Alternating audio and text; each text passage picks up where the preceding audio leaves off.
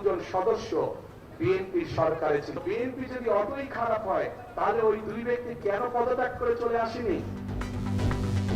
বিএনপির বিরুদ্ধে পলাতক স্বৈরাচারের ভাষায় কথা বলছে একটি দল। তারেক রহমানের মন্তব্য, পরিবারতন্ত্র থেকে বের করা হবে রাজনীতিকে, বললেন জামায়াত আমির।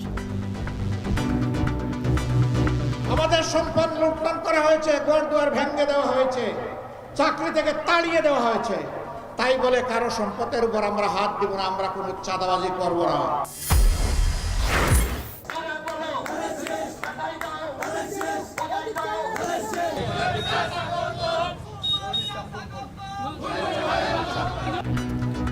দেশজুড়ে নির্বাচনী প্রচারণায় প্রার্থীরা পাল্টাপাল্টি অভিযোগ আর প্রতিশ্রুতি।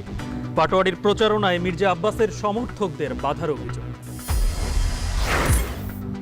গণভোটের পক্ষে বিপক্ষে সরকারি কর্মকর্তাদের প্রচার না চালানোর সাফ নির্দেশ নির্বাচন কমিশনের। ভোটের সততা নষ্ট করলে কোনো ছাড় নয়। ডাকসু নিয়ে বেফাঁস মন্তব্যের জেরে বরগুনার জামায়াত নেতাকে অব্যাহতি। নিজ দলের প্রার্থীকে কটূক্তি করায় নাটোর বিএনপির সদস্য বহিষ্কার।